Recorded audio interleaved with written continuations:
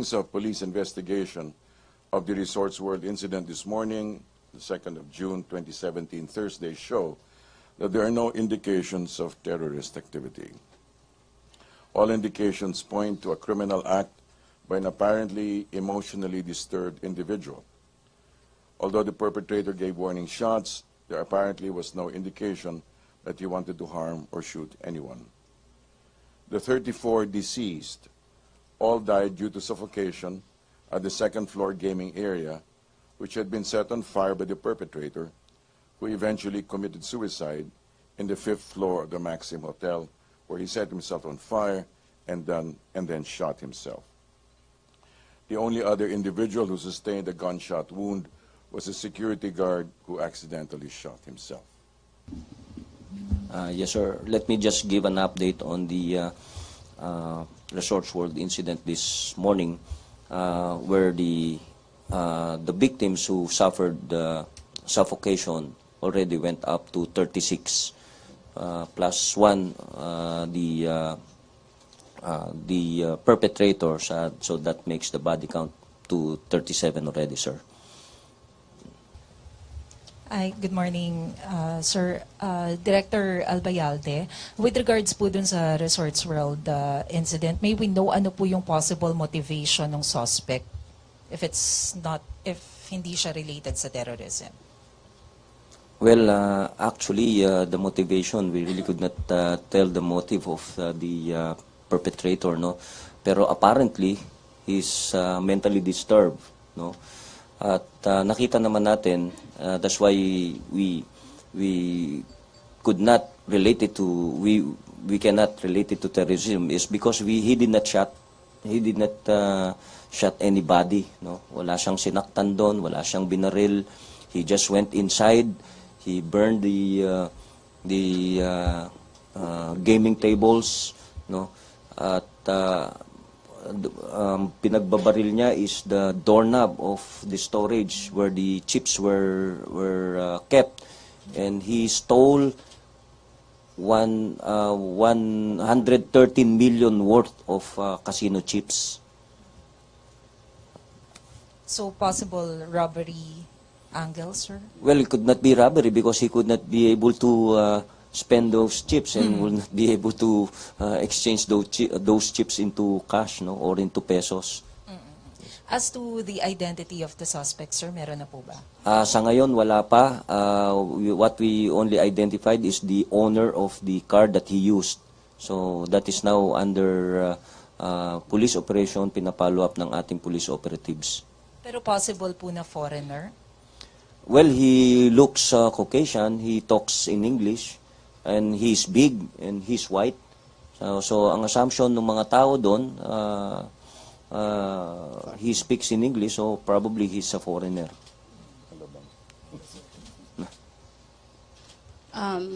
Laila Salaveria.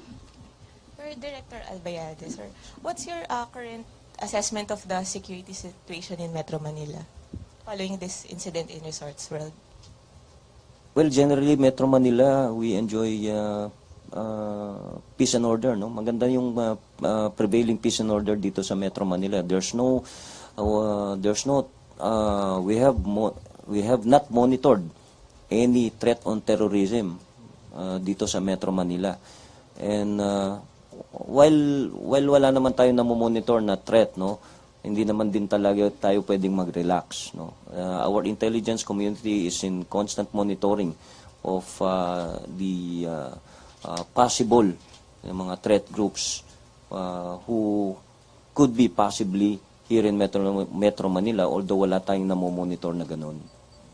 So, we're not on red alert or high alert? The Philippine National Police is on full alert, not the public. It's the Philippine National Police, especially NCRPO. We did not downgrade our alert status since after the Davao bombing incident last year. Kasi sunod-sunod yung major events dito sa National Capital Region. Remember, meron tayong Treslasyon, then the Miss Universe, and then yung 30th ASEAN Summit. Sir, ito lang, may mga nag-arise kasi speculations that this incident might lead to the declaration of martial law in Metro Manila. Sir, on the part of the police, wala naman kayong recommendation to for the suspension of the privilege of habeas corpus or Wala po. We did not recommend anything on that issue, especially to the President. No, it's only the President who can decide on that. Yes. to spokesperson Abella. Sir, may command conference kahapon. What did the President give any directives as to the to the situation in Metro Manila? I don't have the specific update regarding that, but there was this full discussion. He was simply apprised of current situation in Mindanao. Okay, thank you. Okay, for NCRPO Chief, Anjo, CNN Philippines. Good afternoon, sir. Sir, how sure are we that this guy acted alone? May kumakalat kasi, sir, na video na merong dalawa sila doon. Well, apparently, it's fake. It's from 2014. Can you once and for all clarify that? Yes, this person acted alone. He was alone from the start until end. From the first time that he entered the establishment o yung Resorts World, no, yung pintuan ng Resorts World, he was already alone. He left his car inside the car park at pagpasok niya, he was already hanging his baby Armalite dito sa shoulder niya, no. And merong security doon, probably internal security lang doon. It's because hindi naman siya talaga security guard, babae pa. So nakita niya when he approached him, when she approached the guy, nakita niya yung firearms at doon pa lang narattle na siya. So tumakbo na siya. And she was seen by the public na nandoon. So that created panic already, no, and stampede. That caused now the minor injuries ng mga 54 na tao doon. So because of that panic, merong mga nasugatan, merong napilay, all minor injuries. Sir, may nakikita ba kayong lapses sa security ng hotel? Why, in the first place, nakapasok yung baby Armalite, pati yung 1 liter of gas? Tinitignan natin ngayon yan. No? I think the hotel management will also strengthen their security on that after this incident. Okay, for NCRPO Chief pa rin, Tuesday New, Deo de Guzman and Vic Sumintak and Hannah. Sir, hi sir. To Director Albayalde. Sir, yung mga fatality, saan po sila nakita? Na ipon-ipon ba sila sa isang lugar o kalat-kalat sila nung nakita po dun sa loob ng hotel? Practically dun sa gaming area, dun sa casino, dun sa gaming area sila lahat nakuha. Dun sa gaming area, none on the rooms. Wala dun sa mga rooms kasi kalabas lahat ng mga occupants ng mga rooms. So, pwede nating sabihin, sir, na hindi na sila pinalabas doon ng suspect, kaya hindi na sila nakatakas pa o nakalabas anywhere else? That's not probably what happened, no? Kasi itong suspect, he was all over. In fact, he was all over. Nandun lang siya, dun sa stairwell, nagpahinga siya dun sa stairwell. He was monitored through CCTV. Kaya alam natin siya na nag-iisa. In fact, we have pictures there, we have CCTV footages of him. No, hindi naman niya binantayan yung mga tao doon eh. What caused their death possibly is because of the thick smoke. Kasi mabilis yung it's because carpeted yung room na yon. And of course yung table, highly combustible yung mga yon. Last on my part, sir.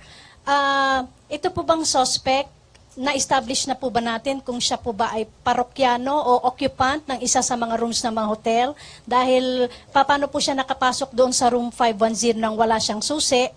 O niransak po ba niya yung doorknob ng room at nakapasok siya sa loob?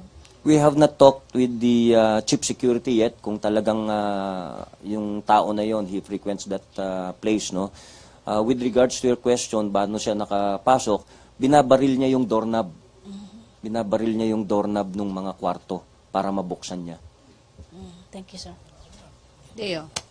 Good morning, sir. Sir, sinasabi niyo po kanina nag-iisa lang po siya and closely monitoring po through CCTV. So, kung namomonitor po siya, bakit po parang tumagal pa yung insidente? kung namomonitor naman po itong nag-iisa na perpetrator na ito? Yes, we ran after him. Remember, kaya hindi siya nakalabas doon. It's because we were already there. A few minutes after the Resorts World Management called for police assistance, no? Kaya hindi siya nakababa. There was even a very short encounter between him and the responders na PNP. So he went up at the 3rd floor, and then he went up to the 5th floor.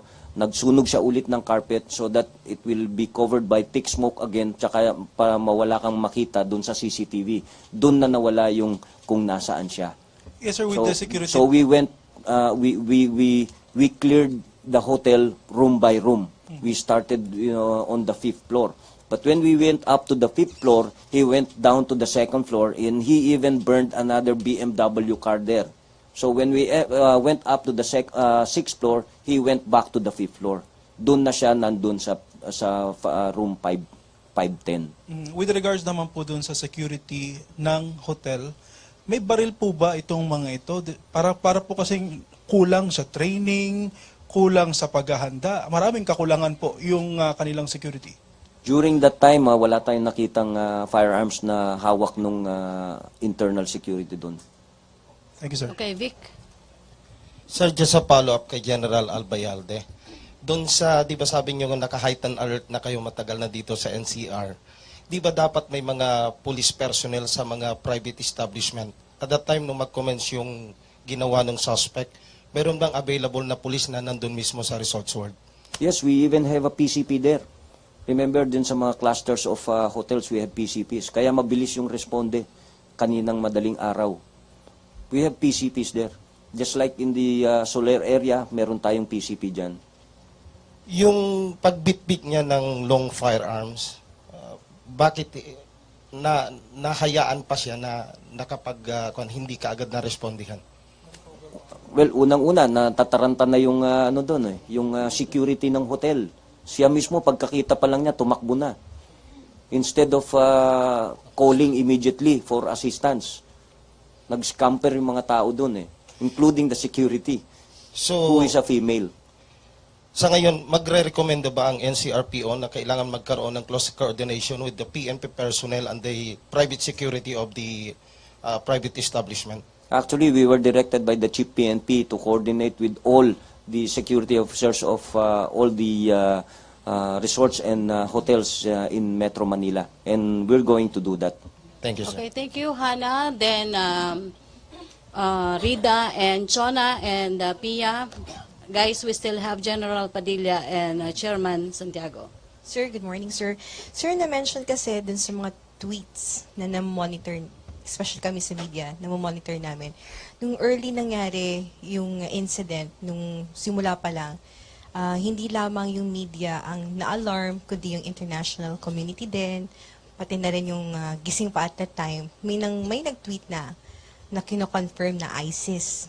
So, you have clarified kanina po na hindi nga ito terror attack at walang relasyon ng ISIS. Do you have any message po dun sa mga nag-tweet na nakaka-alarma at nag-remind pa yung Twitter na huwag maniwala sa mga tweet na hindi nagmumula sa mga media entities?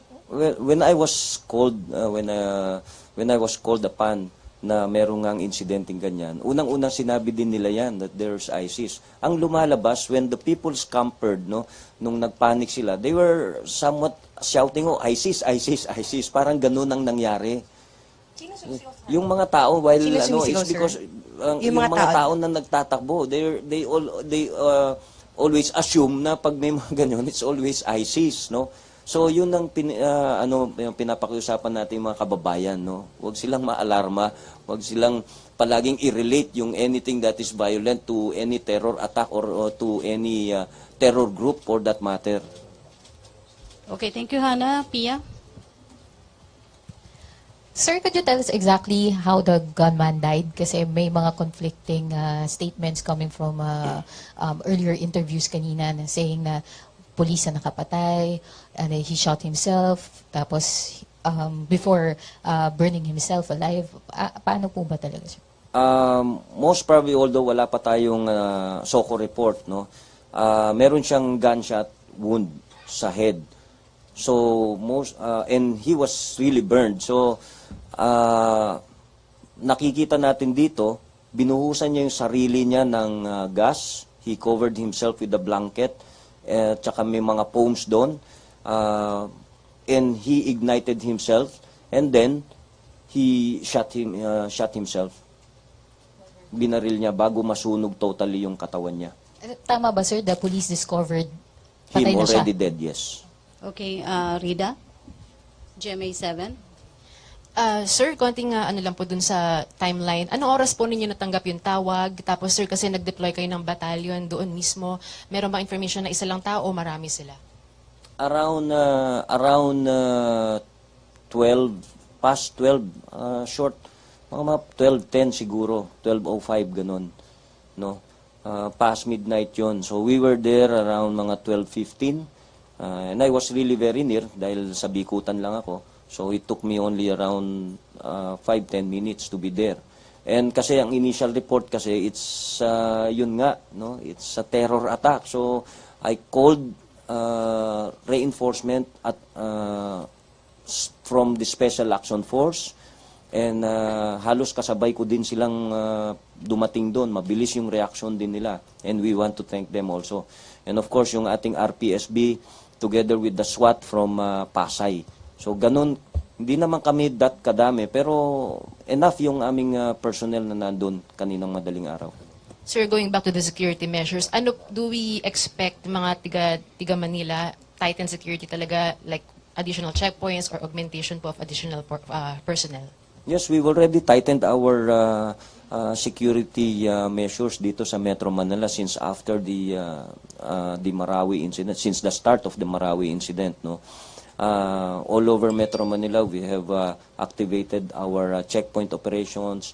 We intensified our Oplan Sita, and all other target hardening measures. And of course, yung ating presence sa mga places of convergence, and yung pagbabantay ng mga vital installations. And we have augmentation coming from the Joint Task Force NCR of the Armed Forces of the Philippines. Okay, Chona? Thank you, sir.